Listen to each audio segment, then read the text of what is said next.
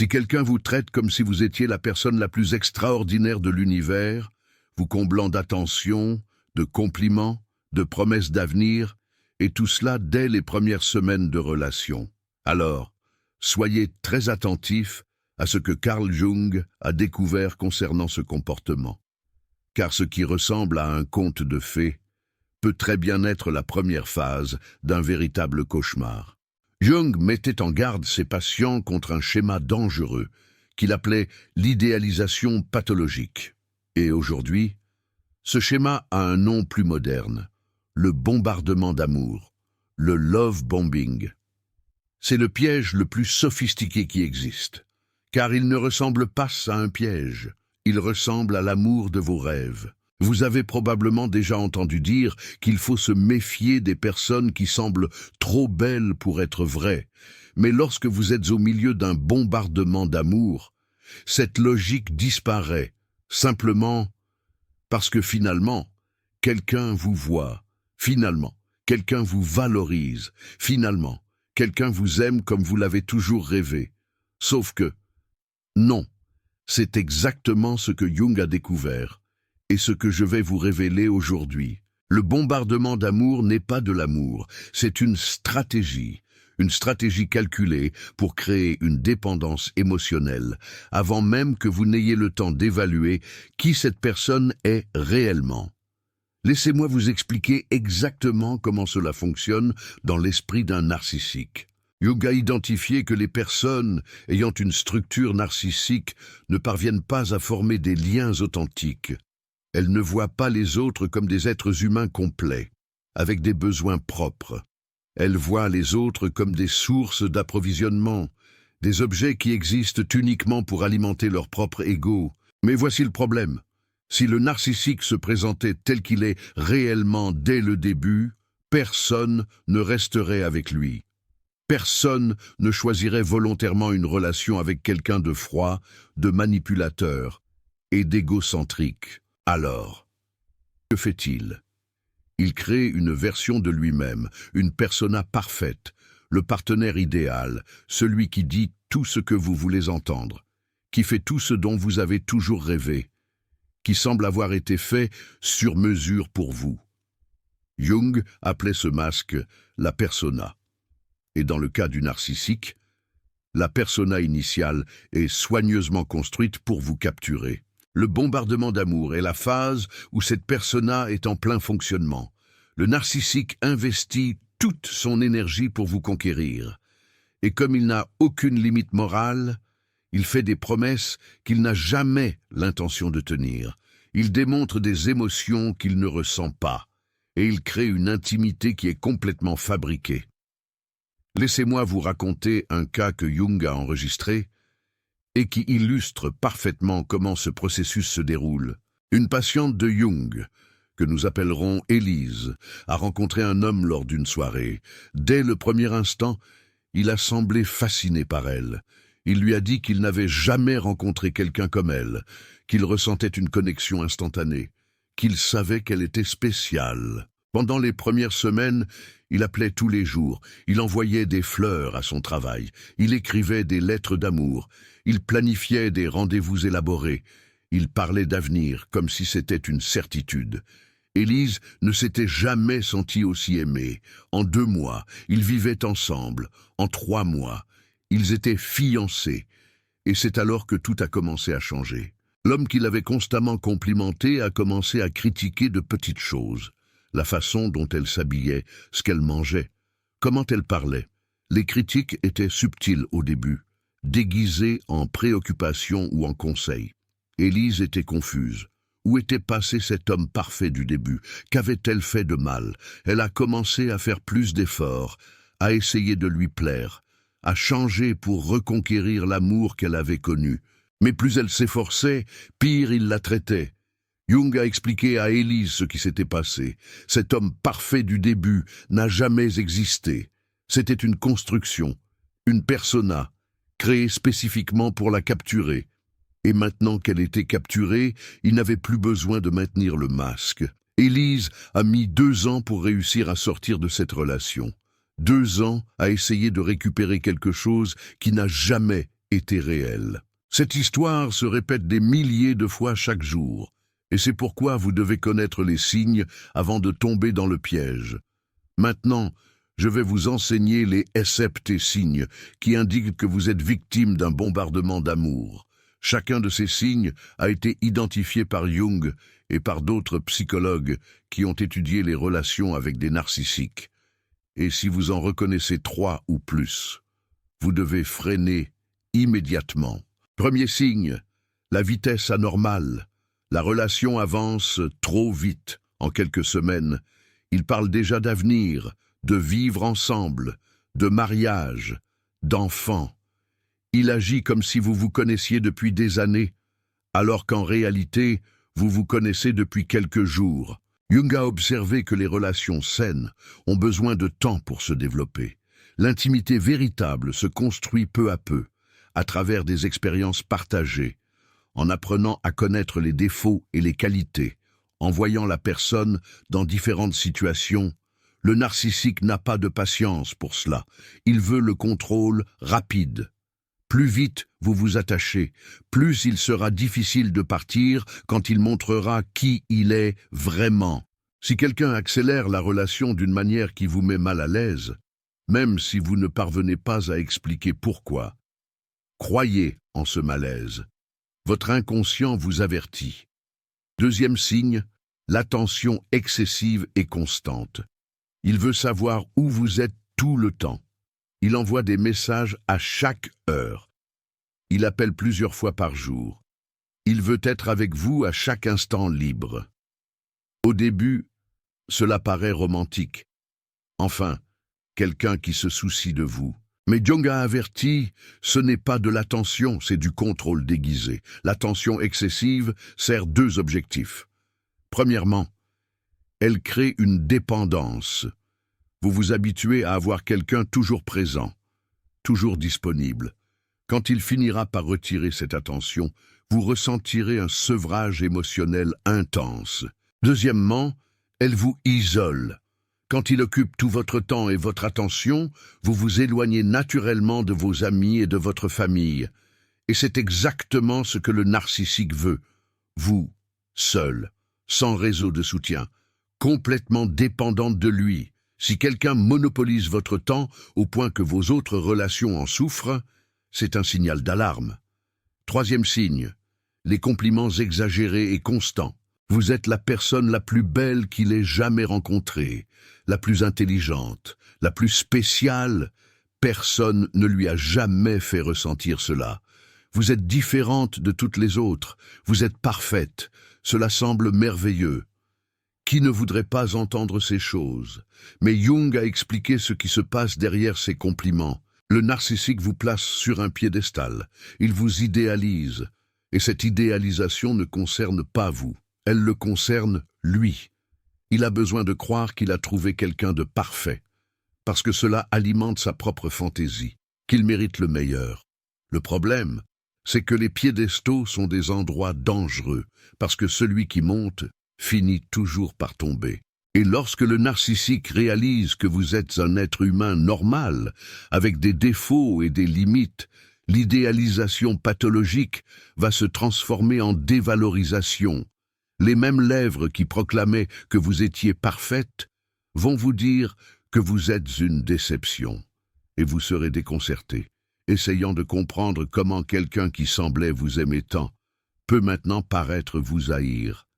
Quatrième signe. Le miroir. Parfait. Il aime tout ce que vous aimez. Il partage les mêmes valeurs, les mêmes rêves, les mêmes passions. Vous avez une connexion incroyable. C'est comme si vous étiez des âmes sœurs. Carl Jung appelait cela le mimétisme. C'est une technique de manipulation où le narcissique vous renvoie exactement ce que vous voulez voir. Il n'est pas authentique. Il collecte des informations sur vous et vous renvoie une version modifiée qui vous attire. Si vous dites que vous aimez voyager, soudainement, lui aussi adore voyager. Si vous valorisez la famille, lui aussi valorise la famille. Si vous avez des traumatismes, curieusement, il a des traumatismes similaires. Cela crée une illusion de compatibilité parfaite. Vous avez l'impression d'avoir enfin trouvé quelqu'un qui vous comprend, complètement. Sauf que cette personne n'existe pas. C'est une construction basée sur ce que vous avez révélé de vous-même. Après que le narcissique vous ait piégé, il va graduellement cesser de vous imiter et vous découvrirez qu'il n'aime pas les choses qu'il prétendait aimer, qu'il n'a pas les valeurs qu'il simulait avoir, que l'âme sœur était une illusion. 5e signe, l'isolement subtil. Il fait remarquer que votre ami ne semble pas l'apprécier, que votre famille est trop envahissante, que vous méritez de meilleures personnes autour de vous. Il ne vous interdit pas de voir qui que ce soit. Il plante simplement des graines de doute. Carl Jung identifiait cela comme une tactique de contrôle graduel. Le narcissique sait que s'il vous disait « tu ne peux plus voir tes amis », vous résisteriez. Alors, il est plus subtil. Il crée des situations où vous choisissez de rester avec lui, au lieu de sortir avec les autres. Il est triste ou fait un drame. Lorsque vous avez des projets qui ne l'incluent pas, il vous fait vous sentir coupable, de vouloir du temps loin de lui. Petit à petit, votre réseau de soutien va se rétrécir, et lorsque le bombardement d'amour cessera et que l'abus commencera, vous serez seul, sans personne pour vous dire que ce n'est pas normal, sans personne pour vous aider à vous en sortir. 6e signe, les cadeaux et gestes grandioses. Des fleurs tous les jours, des dîners coûteux, des voyages surprises, des cadeaux que vous n'avez jamais demandés, mais qu'il insiste à vous offrir. Il semble vouloir vous donner le monde. Ce n'est pas de la générosité. Carl Jung expliquait que c'est une façon de créer une dette émotionnelle. Chaque cadeau est une brique dans le mur qui va vous emprisonner, parce que quand quelqu'un vous donne tant, vous avez l'impression de devoir quelque chose en retour. Et quand le narcissique commencera à mal vous traiter, il utilisera ces cadeaux contre vous. Après tout ce que j'ai fait pour toi, c'est comme ça que tu me remercies? De plus, les cadeaux servent à vous impressionner et à vous aveugler face aux signaux d'alerte. Il est difficile de se méfier de quelqu'un qui vient de vous offrir un bouquet de roses. Si les gestes semblent disproportionnés par rapport au stade de la relation, méfiez-vous. L'amour véritable n'a pas besoin de preuves matérielles constantes. 7e signe, les déclarations d'amour prématurées. Il vous dit qu'il vous aime dans les premières semaines, peut-être même dans les premiers jours. Il parle d'âme sœur, de destin, de n'avoir jamais ressenti ça avant. C'est tellement intense que ça ressemble à un film. Carl Jung était très clair à ce sujet. L'amour véritable prend du temps à se développer. Ce que le narcissique appelle amour n'est pas de l'amour. C'est de l'infatuation, c'est de l'idéalisation. C'est l'excitation d'avoir trouvé une nouvelle source d'approvisionnement. Il ne vous aime pas en tant que personne. Il aime ce que vous représentez pour lui. Attention, validation, contrôle. Si quelqu'un vous déclare son amour, avant de réellement vous connaître, avant de voir vos défauts, avant de traverser des difficultés ensemble, cette personne ne vous aime pas. Elle aime l'idée de vous. Et quand la réalité ne correspondra pas à l'idée, l'amour va disparaître. Maintenant que vous connaissez les 7 signes, vous devez comprendre quelque chose de crucial concernant ce qui vient après le bombardement d'amour. Parce que le piège ne fonctionne que si vous ne savez pas à quoi vous attendre. Carl Jung a documenté que le schéma narcissique suit toujours des phases. Et après le bombardement d'amour, vient la dévalorisation. Le même homme qui vous traitait comme une reine commence à vous critiquer. Les compliments se transforment en reproches. L'attention constante se transforme en détachement. Le partenaire parfait révèle des imperfections que vous n'auriez jamais imaginées. Et vous êtes désespéré, essayant de récupérer cette personne merveilleuse du début. Vous vous demandez ce que vous avez fait de mal. Vous changez, vous vous adaptez, vous essayez d'être meilleur, parce que si vous arrivez à être assez bien, il reviendra à vous aimer comme avant. Mais il ne reviendra jamais, parce que cette personne du début n'a jamais existé. C'était une persona, un masque, un personnage créé spécifiquement pour vous capturer. Selon l'approche de Carl Jung, Et c'est ce qui rend le bombardement d'amour si dévastateur. Il ne vous blesse pas seulement dans le présent, il crée un fantôme qui vous hante. Vous passez la relation entière à courir après une version de quelqu'un qui n'a jamais été réelle. Carl Jung appelait cela l'inflation de l'objet. Le narcissique vous gonfle au début, vous faisant vous sentir trop spécial, et après, il vous dégonfle, vous faisant sentir que vous avez perdu quelque chose de précieux. Sauf que vous n'avez rien perdu, vous avez juste découvert la vérité. Maintenant, je dois vous expliquer pourquoi le bombardement d'amour fonctionne si bien. Parce que comprendre cela va vous protéger dans le futur. En tant qu'êtres humains, nous sommes programmés pour répondre à l'amour. Quand quelqu'un nous traite bien, notre cerveau libère de la dopamine, de l'ocytocine, de la sérotonine. Nous nous sentons bien, nous en voulons plus. Le narcissique le sait instinctivement. Il vous inonde de sensations agréables au début. Et votre cerveau crée des associations puissantes.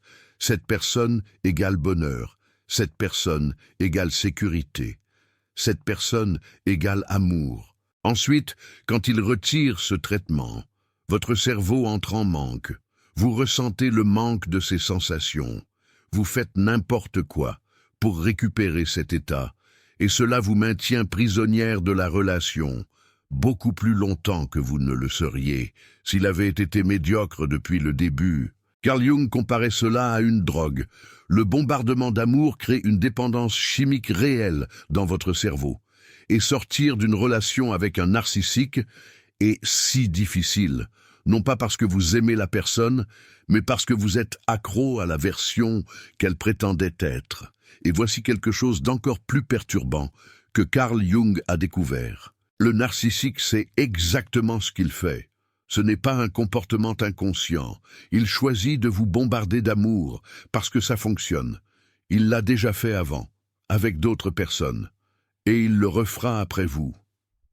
Carl Jung a observé que les narcissiques suivent fréquemment un schéma répétitif dans leurs relations.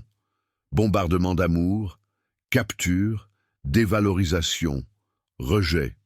Et ensuite, avec une nouvelle victime, le cycle recommence. Cela signifie que tout ce qu'il vous a dit au début, il l'a probablement dit à la personne précédente. Toutes ces déclarations « Tu es unique »,« Je n'ai jamais ressenti ça avant »,« Tu es différente de toutes les autres », ce sont des phrases d'un scénario qu'il utilise répétitivement. Cela peut sembler dévastateur à entendre, mais en réalité, c'est libérateur. Parce que lorsque vous comprenez que ce n'était pas personnel, que vous n'avez pas été choisi pour être spécial pour lui, mais simplement parce que vous étiez disponible et vulnérable à ce moment-là, vous arrêtez de vous culpabiliser. Vous n'avez rien fait de mal. Vous avez simplement rencontré quelqu'un qui utilise l'amour comme outil de manipulation. Jung alertait ses patients. Ne vous culpabilisez pas d'avoir cru. Culpabilisez-vous seulement si, après avoir su la vérité, vous choisissez de continuer à croire. Et maintenant, vous savez la vérité. Vous venez de recevoir des informations qui peuvent littéralement changer le cours de votre vie. Cette connaissance que Jung a développée et que peu partagent de manière aussi directe n'atteint la majorité des personnes, qu'il ne soit trop tard. Chaque vidéo comme celle-ci rencontre une résistance. Les narcissistes ne veulent pas que leurs victimes apprennent à les identifier. Ils préfèrent que vous restiez vulnérable, que vous continuiez à croire aux contes de fées, que vous continuiez à tomber dans le même piège. Le Super Thanks là en bas n'est pas seulement une contribution financière, c'est vous qui dites « Cette information me protège ». Continuez à révéler ce que les personnes toxiques cachent. Vous n'êtes plus la personne naïve qui croit en n'importe quelle démonstration d'affection. Vous savez maintenant reconnaître la différence entre amour et piège. Maintenant, je vais vous enseigner comment vous protéger du bombardement d'amour de manière pratique. Première protection, imposer de la lenteur à la relation. Peu importe à quel point il semble parfait, peu importe à quel point la connexion est forte, vous avez besoin de temps pour connaître quelqu'un vraiment, des mois, pas des semaines. S'il vous pousse à avancer rapidement, Dites que vous préférez aller doucement. Observez sa réaction. Un partenaire sain va respecter votre rythme. Un narcissiste va être frustré. Essayez de vous convaincre, ou même vous accuser de ne pas lui faire confiance. Sa réaction à votre imposition de limites va vous en dire beaucoup sur qui il est vraiment. Deuxième protection, maintenez votre vie séparée. N'abandonnez pas vos amis, votre famille, vos loisirs, votre routine. Une relation saine s'intègre à votre vie. Elle ne remplace pas votre vie. Si vous remarquez que vous négligez d'autres domaines pour être avec lui, arrêtez, récupérez l'équilibre et observez s'il soutient cela ou s'il résiste. Troisième protection. Observez ce qu'il fait, pas ce qu'il dit. N'importe qui peut dire de belles paroles. Ce qui importe, ce sont les actions consistantes au fil du temps. Dit-il qu'il vous aime, mais respecte-t-il vos décisions? Dit-il que vous êtes spécial, mais traite-t-il bien les autres personnes aussi? Promet-il des choses, mais les tient-il? Jung enseignait que la persona peut être maintenue pendant un temps, mais éventuellement, la vérité émerge. Prêtez attention aux inconsistances, au moment où le masque glisse, aux détails qui ne correspondent pas. Quatrième protection. Faites confiance au malaise. Si quelque chose semble trop beau pour être vrai, c'est probablement le cas. Si vous ressentez un malaise que vous ne pouvez pas expliquer, prêtez attention. Jung croyait que l'inconscient perçoit des choses, que la mente consciente n'a pas encore processé. Ce nœud à l'estomac, cette sensation que quelque chose ne va pas, cette petite voix qui dit « Attention », ne l'ignorez pas. Investiguez.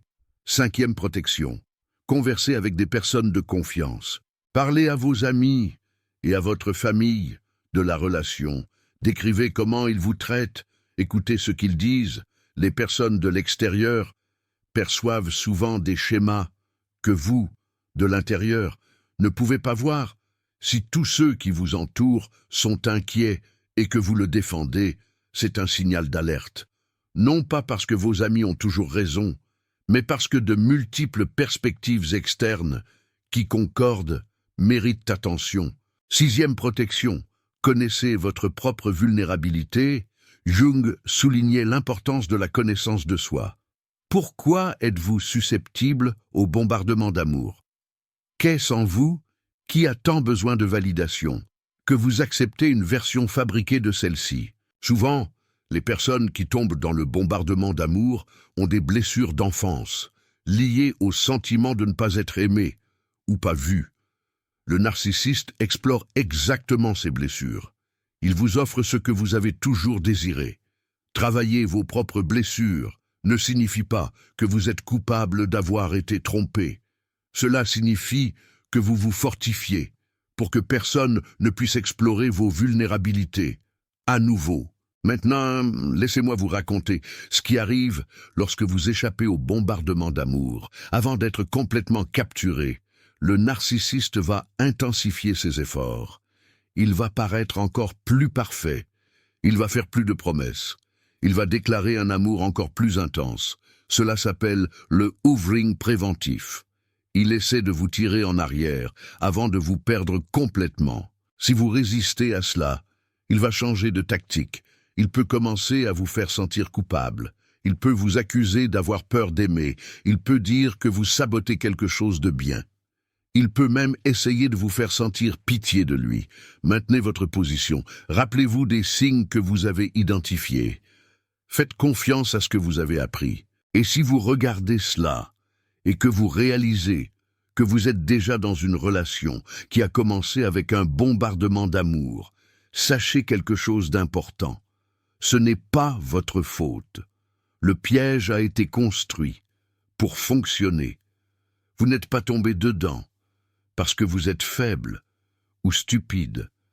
Vous êtes tombé parce que vous êtes humaine et que vous répondez à ce qui semble être de l'amour. Mais maintenant, vous avez de l'information, et l'information, c'est le pouvoir. Vous pouvez commencer à observer les schémas, Vous pouvez commencer à reconstruire votre réseau de soutien. Vous pouvez commencer à planifier votre sortie. Jung disait que la conscience est le premier pas vers la transformation. Maintenant que vous savez ce qui s'est passé, vous n'êtes plus une victime passive. Vous êtes quelqu'un qui comprend le jeu et qui peut choisir de ne plus jouer. Et laissez-moi vous raconter quelque chose d'important à propos de la récupération. Quand vous sortez d'une relation qui a commencé avec un bombardement d'amour, vous allez passer par une espèce de deuil. Mais ce n'est pas un deuil. Pour la personne réelle, c'est un deuil. Pour l'illusion, pour la fantaisie, pour le rêve, que vous avez cru être réel. Jung expliquait que ce deuil est nécessaire. Vous devez processer la perte de ce qui n'a jamais existé pour pouvoir ouvrir l'espace pour quelque chose de réel. Durant ce processus, vous pouvez sentir l'envie de revenir. Vous allez vous rappeler des bons moments.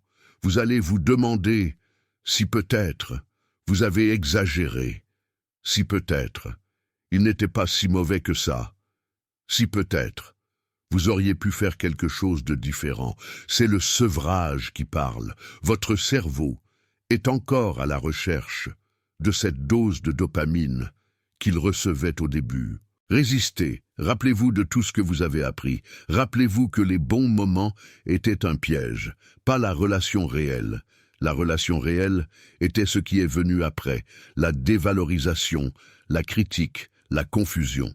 Avec le temps, le sevrage passe, et quand il passe, vous arrivez à voir clairement ce qui s'est réellement passé, et cette clarté est le commencement de la véritable liberté. Jung a observé que les patients qui traversaient ce processus de guérison en ressortaient plus forts. Ils développaient une capacité à voir au-delà des masques qu'ils n'avaient pas auparavant. Ils devenaient moins vulnérables à la manipulation. Ils apprenaient à valoriser l'amour véritable, même s'il était moins intense, au lieu d'une performance émotionnelle. La souffrance, lorsqu'elle est traitée correctement, se transforme en sagesse, une sagesse profonde, capable de nous guider. Le bombardement d'amour est un piège, parce qu'il se déguise en ce que nous désirons le plus. Mais, une fois que vous voyez à travers le déguisement, il perd son pouvoir sur vous. Il ne peut plus vous atteindre. La prochaine fois que quelqu'un apparaîtra dans votre vie en vous offrant tout ce dont vous avez toujours rêvé, rappelez-vous, l'amour véritable n'a pas besoin de vous impressionner. L'amour véritable vous respecte. L'amour véritable vous donne du temps. L'amour véritable n'est pas pressé de vous capturer, parce qu'il n'a pas besoin de vous retenir. Il est patient et sûr. Et si vous deviez choisir entre le conte de fées qui semble trop parfait et l'amour simple qui croît petit à petit, choisissez le second, parce que le conte de fées cache souvent le loup et l'amour qui croît lentement est celui qui dure pour toujours, celui qui vous apportera la vraie satisfaction. Jung a passé sa vie à étudier les personas, les masques que les gens utilisent, et il a découvert que les masques les plus dangereux sont les plus beaux, ceux qui nous font baisser la garde, ceux qui nous font croire que nous avons enfin trouvé ce que nous cherchions. Maintenant, vous savez reconnaître ce masque, et cette connaissance va vous protéger non seulement des narcissistes, mais de toute personne qui tente de vous manipuler à travers un amour fabriqué, un amour factice. Vous méritez l'amour réel, l'amour qui n'a pas besoin de performance, l'amour qui ne vient pas avec des pièges cachés. Et maintenant, vous connaissez la différence. Vous voyez clairement une dernière chose que Carl Jung, ce grand esprit, a laissé comme héritage à nous tous. Il disait que la plus grande protection contre la manipulation est la connaissance de soi. Plus vous connaissez vos propres blessures, vos propres désirs, vos propres vulnérabilités, plus il est difficile pour quelqu'un d'exploiter ces choses contre vous. Le narcissiste compte sur votre famine d'amour. Il compte sur votre besoin de validation. Il compte sur les trous qui existent à l'intérieur de vous pour les remplir de fausses promesses, des promesses vides. Mais quand vous faites le travail de vous connaître, de guérir vos propres blessures, de devenir complet par vous-même, vous cessez d'être une cible facile. Vous n'avez plus besoin désespérément de ce que quelqu'un offre. Vous pouvez évaluer avec calme, vous pouvez attendre, vous pouvez choisir avec sagesse. C'est le véritable antidote contre le bombardement d'amour. Ce n'est pas de se méfier de tout le monde, c'est de se connaître si bien que personne ne puisse utiliser vos désirs contre vous, que personne ne puisse vous manipuler. Combien de ces 7 signes avez-vous déjà vécu dans une relation? Commentez le numéro. Vous pourriez être surpris de voir combien de personnes ici ont vécu la même expérience. Vous n'êtes pas seul. Et si vous connaissez quelqu'un qui est au début d'une relation qui semble trop parfaite, envoyez cette vidéo. Vous pourriez être en train de sauver cette personne d'années de souffrance, d'années de douleur, parce que la meilleure façon de désarmer un piège est de savoir qu'il existe avant de marcher dedans, avant qu'il ne soit trop tard.